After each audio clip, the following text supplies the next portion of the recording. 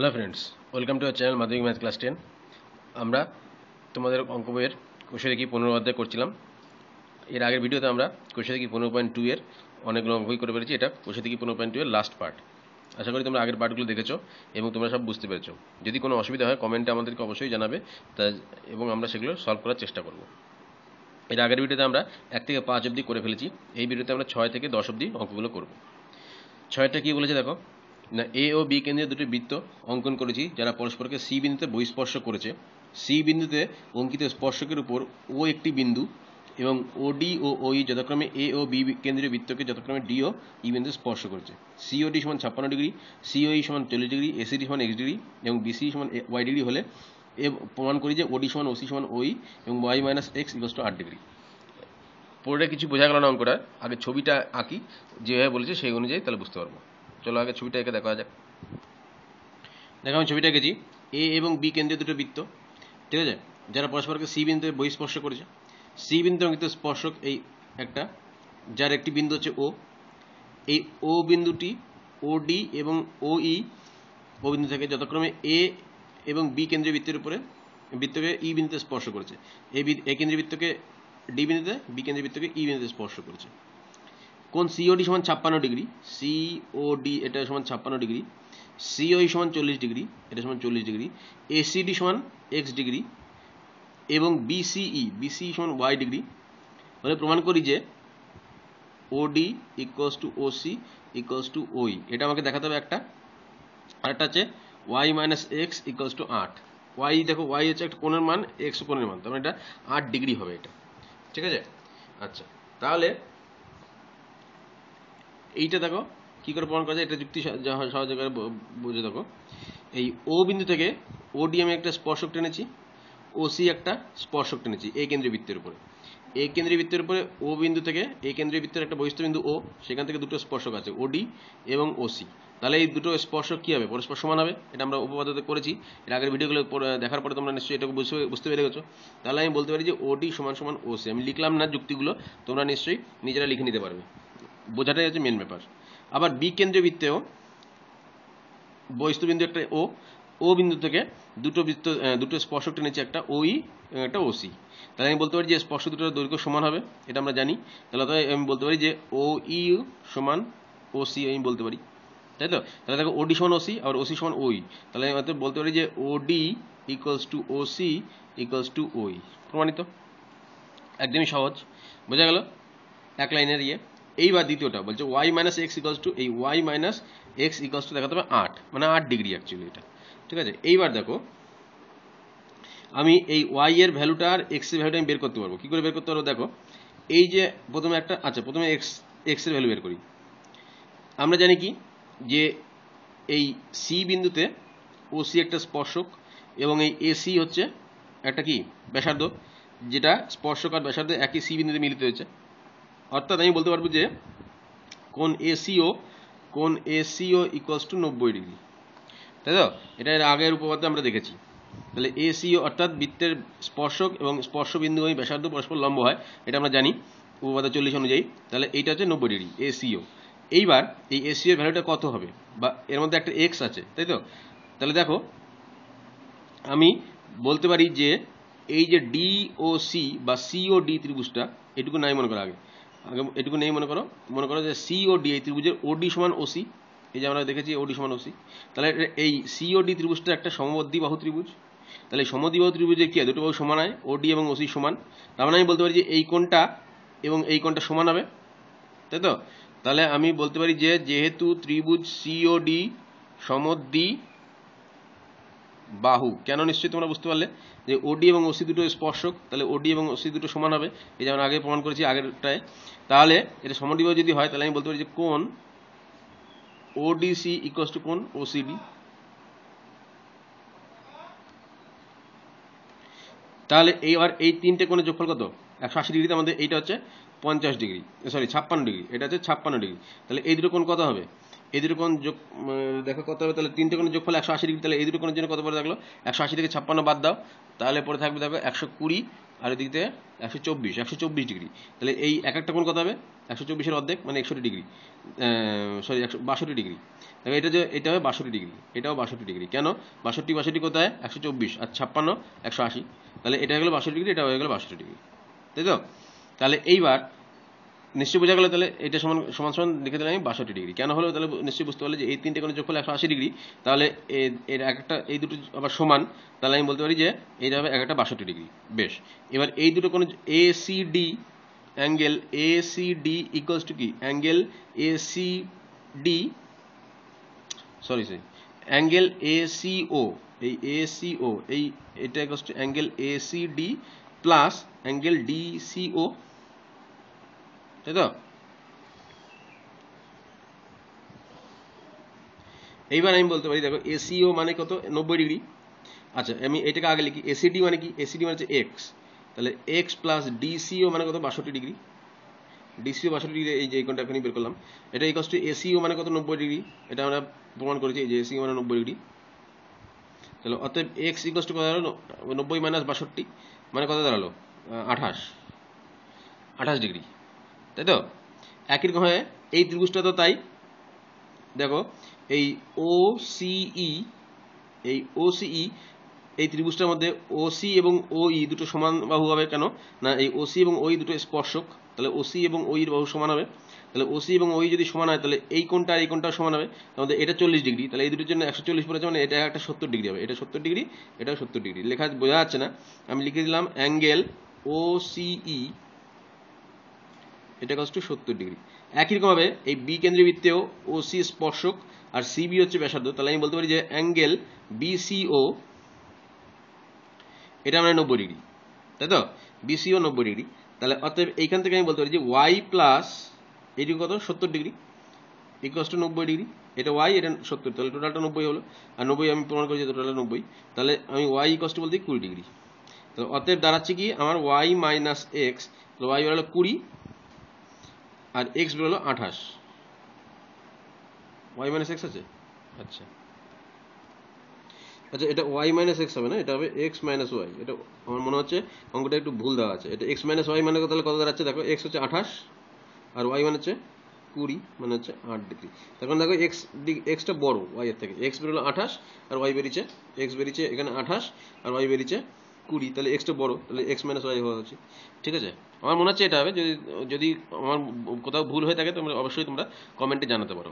ঠিক আছে, যাই হোক, তাহলে পরেরটা করা যাক। এবার সাতেরটা বলছে এ ও বি কেন্দ্র বিশিষ্ট দুটি নির্দিষ্ট বৃত্ত পরস্পরকে অন্তঃস্পর্শ করেছে। অপর একটি বৃত্ত বৃহত্তর বৃত্তটিকে এক্স বিন্দুতে অন্তঃস্পর্শ এবং ক্ষুদ্রতর বৃত্তটিকে ওয়াই বিন্দুতে বহিঃস্পর্শ করেছে। ও যদি ওই বৃত্তের কেন্দ্র হয় তাহলে প্রমাণ করে যে এ ও প্লাস বি ও ধ্রুবক হবে। আচ্ছা, এটাও বোঝা গেল না কিছু? আগে করে দেখি ছবিটা একে। দেখো এ এবং বি কেন্দ্রীয় বৃত্ত এরা পরস্পরকে অন্তঃস্পর্শ করেছে, মানে পি বিন্দুতে অন্তঃস্পর্শ করেছে। ঠিক আছে, এটা আমাকে বলে দিয়েছে। অপর একটি বৃত্ত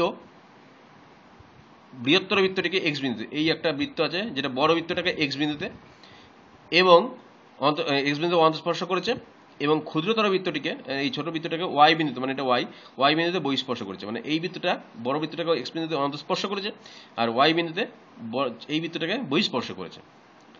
ও যদি ওই বৃত্তের কেন্দ্র হয়, মানে এই ছোট এই 3 নম্বর বৃত্তটার ও কেন্দ্র, তবে প্রমাণ করো যে এ ও প্লাস বি ও সমান ধ্রুবক। ধ্রুবক বলতে কি বোঝায়? যাদের একটা নির্দিষ্ট মান আছে, অর্থাৎ মানটা কত সেটা আমাকে এখানে জিজ্ঞেস করেনি, আমাকে প্রমাণ করতে হবে যে এদের একটা নির্দিষ্ট মান আছে, এটা ধ্রুবক, পরিবর্তনশীল নয়। ঠিক আছে, যা খুশিতেই হবে না, এটা নির্দিষ্ট মানই হবে, সেটা আমাকে প্রমাণ করতে হবে। তাহলে কি করে করা যায়? দেখো, প্রমাণ আমি মুখে মুখে বলছি, তোমরা বুঝে নেবে, ভালো করে নিজেরাই লিখবে, তাহলে তোমাদের উপপাদ্যগুলো বুঝতে সুবিধা হবে। আর যদি আমি লিখে দিলাম তোমরা টুকে নিলে তাতে কোনো লাভ নেই। আমরা কি জানি? আচ্ছা, প্রথমে আমি এই এ কেন্দ্রীয় বৃত্ত এবং বি কেন্দ্রীয় বৃত্তটার কথা ভাবছি। ঠিক আছে, আমরা জানি কি যে কোনো দুটো বৃত্ত যদি পরস্পরকে স্পর্শ করে সেটা অন্তঃস্পর্শ হতে পারে বা বহিঃস্পর্শ হতে পারে। এক্ষেত্রে এই এ কেন্দ্রীয় বৃত্তটা আর বি কেন্দ্রীয় বৃত্তটা পরস্পরকে অন্তঃস্পর্শ করেছে। তাহলে যে বিন্দুতে স্পর্শ করবে, ঠিক আছে, সেই বিন্দুটা এবং বৃত্ত দুটি কেন্দ্রের দুটি সংযোজক সরলরেখাংশ একই সরলরেখায় থাকবে। এটা আমরা এর আগেই উপপাদ্যতে দেখেছি, আগের ভিডিওতে। ঠিক আছে, তাহলে আমি বলতে পারি যে যেহেতু এ কেন্দ্রীয় বৃত্ত এবং বি কেন্দ্রীবৃত্ত পরস্পরকে পি বিন্দুতে অন্তঃস্পর্শ করেছে, সুতরাং এই এ বি পি সমরেখ হবে, তাই তো? এ বি পি সমরেখ, কেন নিশ্চয়ই বোঝা গেল এতক্ষণে। একই রকমভাবে এ ও এক্স এটাও সমরেখ, একই রকমভাবে বি ওয়াই ও এরাও সমরেখ, তাই তো? একই রকম, কেন নিশ্চয়ই বোঝা গেল যুক্তিগুলো। এইবার দেখো আমাকে জিজ্ঞেস করেছে এই এ ও প্লাস বিও, তাহলে এই এ ও প্লাস বিও এটা সমান সমান কি বলতে পারি দেখো, এ ও সমান বলতে পারি দেখো এ ও প্লাস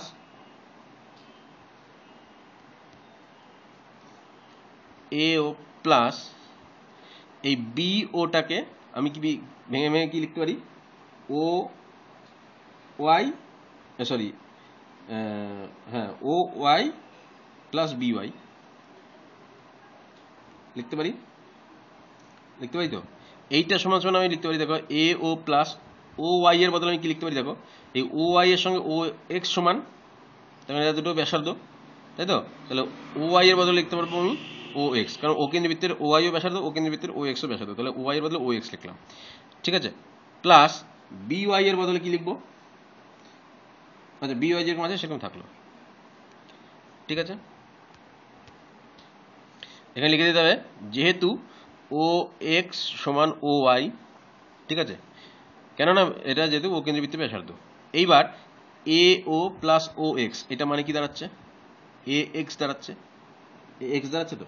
আচ্ছা এবার বি ওয়াই মানে কোনটা, এই বি ওয়াই, এইটা ইকুয়াল টু লিখে দিলাম আমি বিপি, সরি এটা বিপি, যেহেতু এই দেখো বি ওয়াই এবং বিপি এই দুটোই হচ্ছে বি কেন্দ্রবৃত্তের ব্যাসার্ধ, তাহলে আমি বি ওয়াই আর বিপি সমান বলতে পারি, যেহেতু বি কেন্দ্রবৃত্তের ব্যাসার্ধ, তাহলে A X equals to B A X plus BP, এটা আমি বের করলাম। কি দাঁড়ালো, এই এ ও প্লাস বিও মানে এ ও প্লাস বিও এটা সমান এ এক্স প্লাস এই বিপি।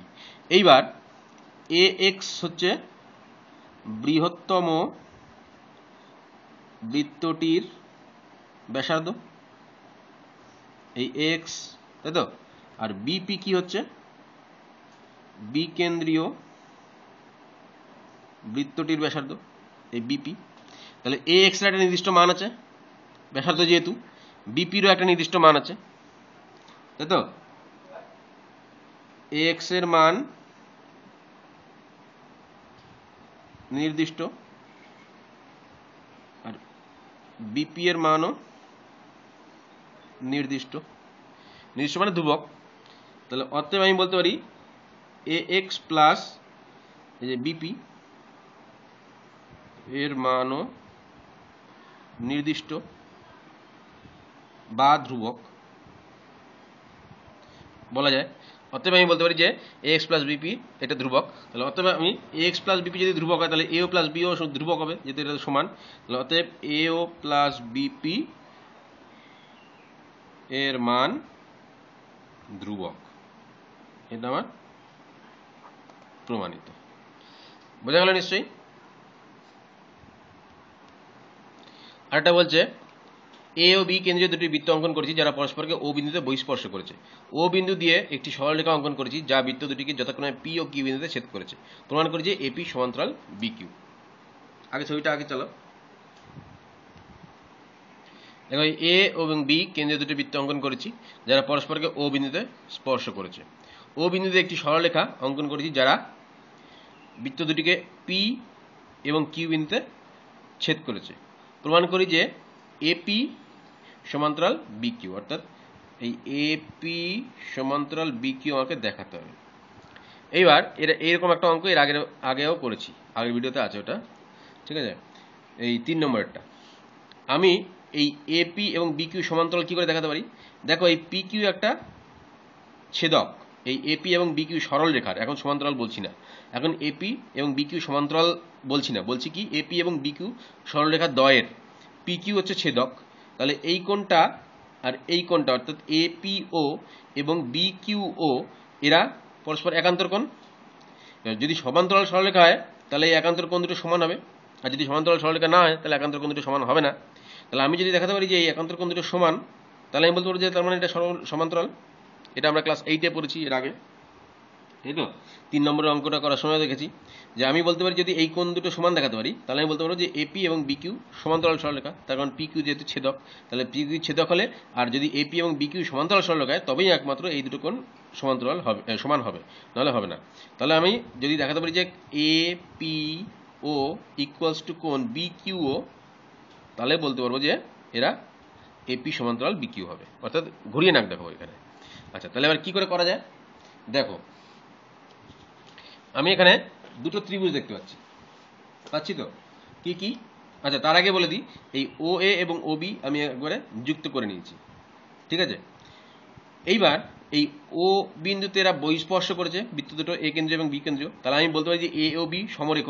আচ্ছা, প্রমাণটা লিখি, এ ও বি সমরেখ। কেন নিশ্চয়ই আর বলার দরকার নাই, অনেকবার হয়েছে এই প্রসঙ্গ।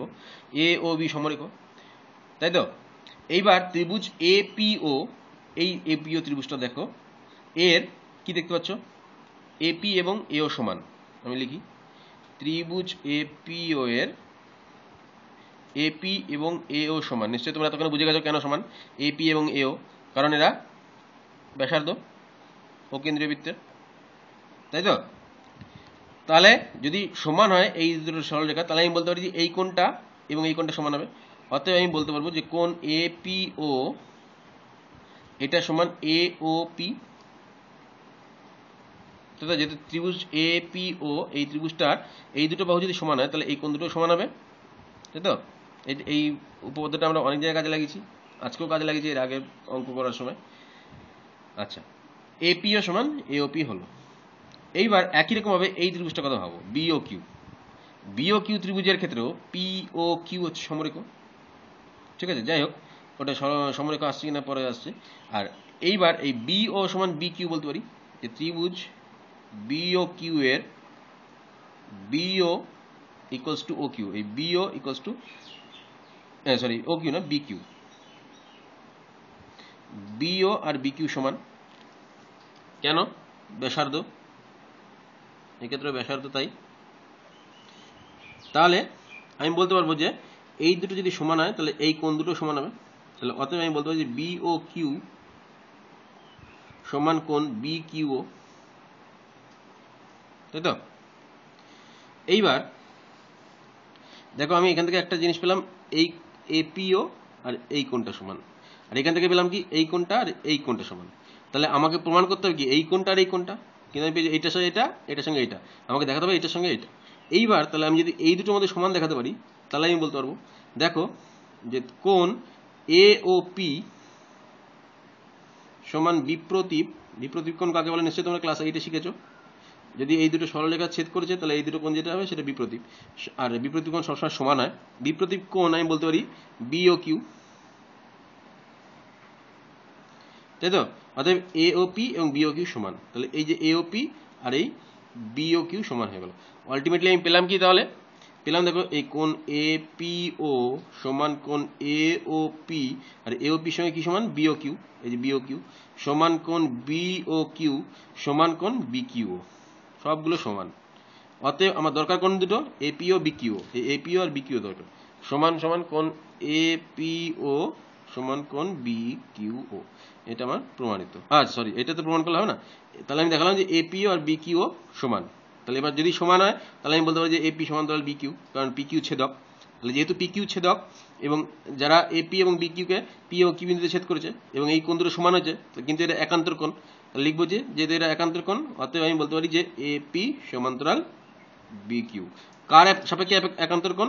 পিকিউ সরলরেখার সাপেক্ষে একান্তর কোণ। এটা লিখতে হবে যেহেতু এপিও এবং বিকিউও পিকিউ সরলরেখার সাপেক্ষে একান্তর কোণ, অতএব আমি বলতে পারবো যে এপি এবং বিকিউ সমান্তরাল।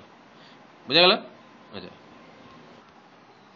9টা বলছে তিনটি সমান বৃত্ত পরস্পরকে বহিঃস্পর্শ করেছে, প্রমাণ করি যে ওই বৃত্ত তিনটির কেন্দ্রগুলি একটি সমবাহু ত্রিভুজের শীর্ষবিন্দু। অর্থাৎ তিনটি সমান বৃত্ত, যাদের সমান বৃত্ত কি করে হয়, ব্যাসার্ধ সমান হয়। তাহলে সমান বৃত্ত পরস্পরকে বহিঃস্পর্শ করেছে, প্রমাণ করেছে ওই বৃত্ত তিনটির কেন্দ্রগুলি একটি সমবাহু ত্রিভুজের শীর্ষবিন্দু। চলো করা যাক। এখানে আমি তিনটে বৃত্ত এঁকেছি, এ কেন্দ্রীয়, বি কেন্দ্রীয়, সি কেন্দ্রীয় বৃত্ত।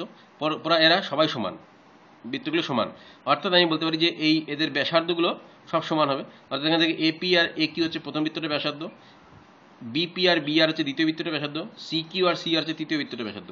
অর্থাৎ এগুলো ব্যাসার্ধগুলো সব সমান। ঠিক আছে, আমাকে প্রমাণ করতে হবে কি যে এ বি সি সমবাহু ত্রিভুজ, এ বি সি সমবাহু ত্রিভুজ, কারণ বাহুগুলো সমান হবে তাই বলেছে। ঠিক আছে, এটি সমবাহু ত্রিভুজের শীর্ষবিন্দু, এদের কেন্দ্রগুলো। তাহলে এই কেন্দ্র হচ্ছে এ বি সি, তাহলে এই কেন্দ্রগুলো সমবাহু ত্রিভুজের শীর্ষবিন্দু, সেটা আমাকে প্রমাণ করতে হবে। আচ্ছা, এটা সমবাহু ত্রিভুজ। প্রমাণ দেখো, যেহেতু এ বি কেন্দ্রের বৃত্ত বি কেন্দ্রের বৃত্ত পরস্পরকে পি বিন্দুতে বহিঃস্পর্শ করেছে, সুতরাং আমি বলতে পারি এ পি বি সমরেখ।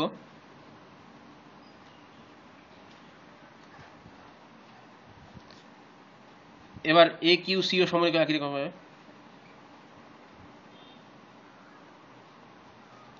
আবার সি আর বা বি আর সি সমরেখ, এটা আমি বলতে পারি।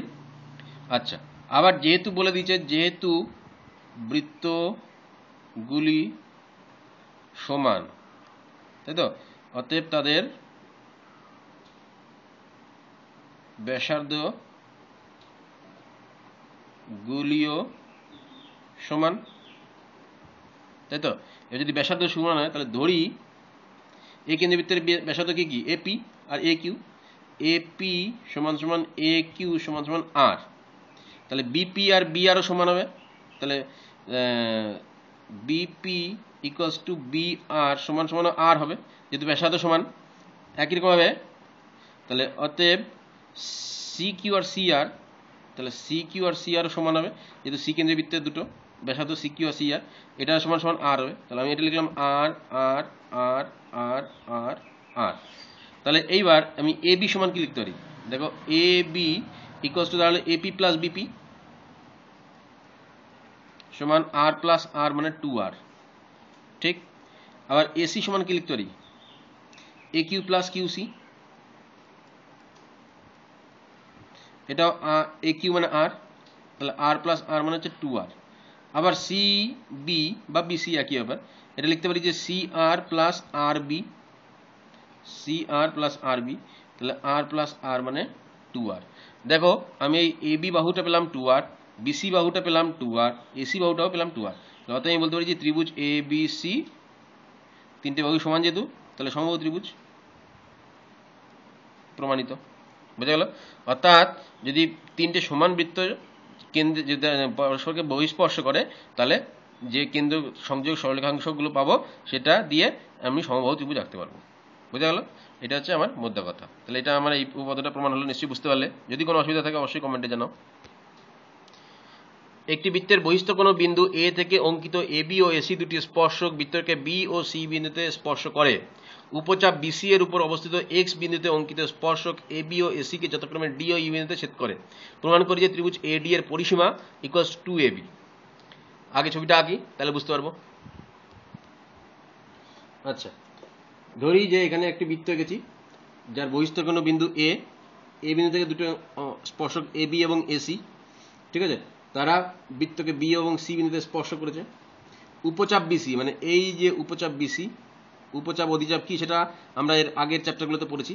তাহলে উপচাপ বিসি এর উপর এক্স বিন্দুতে অঙ্কিত স্পর্শক, এই এক্স বিন্দু উপচাপ বিসি এর উপর একটা অঙ্কিত মানে বিন্দু আছে এক্স, সেই এক্স বিন্দুতে অঙ্কিত স্পর্শক এ বি মানে এই যে স্পর্শকটা এ বি কে ডি বিন্দুতে, এসি কে ই বিন্দুতে ছেদ করে।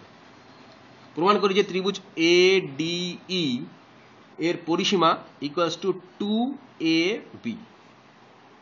পরিসীমা মানে কি, ত্রিভুজের পরিসীমা মানে হচ্ছে তিনটি বাহুর যোগফল, অর্থাৎ এডি প্লাস ডিই প্লাস ইএ, এটাকে বলা হচ্ছে পরিসীমা। তাহলে আমাকে প্রমাণ করতে হবে কি যে ত্রিভুজ এ ডি এর পরিসীমা, এখানে ক্ষেত্রফল না কিন্তু পরিসীমা মানে হচ্ছে তিনটে বাহুর যোগফল, এটা ইকুয়ালস টু 2ab।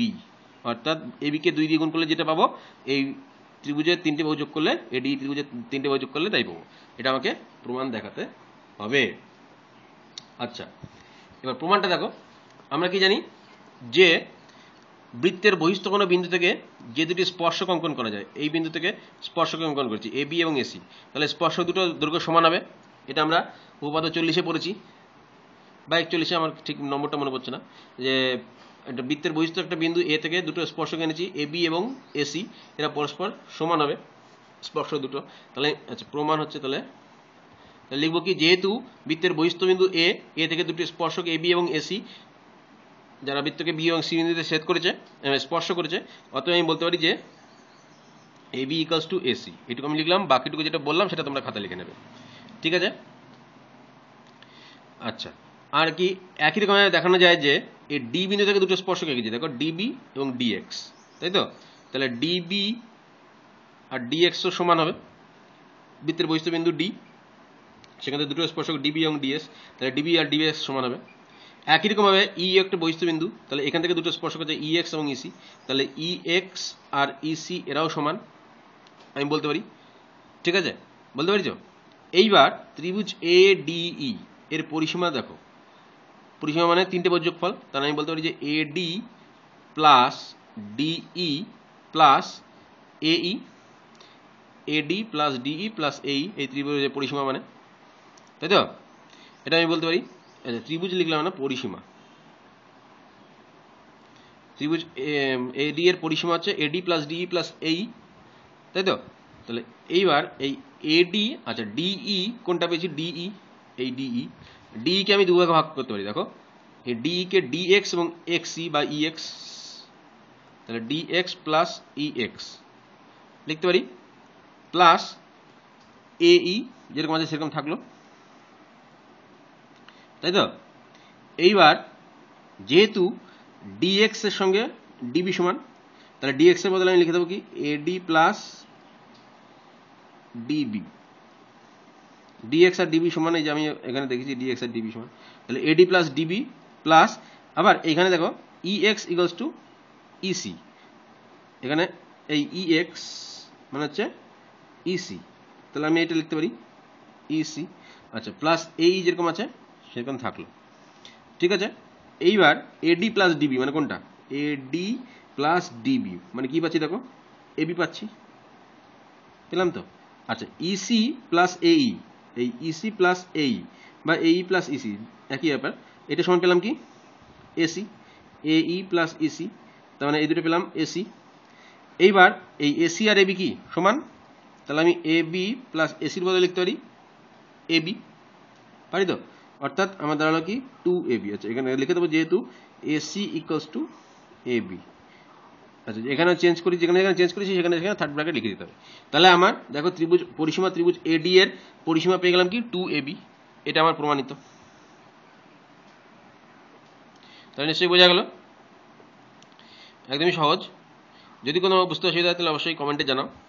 তাহলে এইখানে আমাদের কোষে দেখি 15.2 এবং সেই সঙ্গে বৃত্তের স্পর্শক সংক্রান্ত উপপাদ্য চ্যাপ্টারটা পুরোপুরি কমপ্লিট হয়ে গেল। 15.1, 15.2 তার সঙ্গে 3খানা উপপাদ্য। আশা করি তোমরা সবগুলো বুঝতে পেরেছো এবং তোমাদের কাছে জলের মতো পরিষ্কার হয়ে গেছে।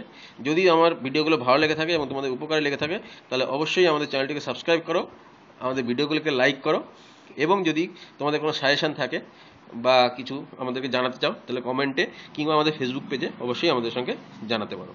আচ্ছা এরপরে আমরা একটা সম্পাদ্য চ্যাপ্টার করব তোমাদের, সেটা আছে অধ্যায় 11তে। এই চ্যাপ্টারটার জন্য অনেক রিকোয়েস্ট আসছে আমার কাছে, সেই জন্য আমরা এরপরে সম্পাদ্য চ্যাপ্টার 11 নম্বর করব। তাহলে তোমাদের সঙ্গে আবার পরে ভিডিওতে দেখা হচ্ছে। অনেক অনেক ধন্যবাদ এই ভিডিওটি ধৈর্য সহকারে দেখার জন্য।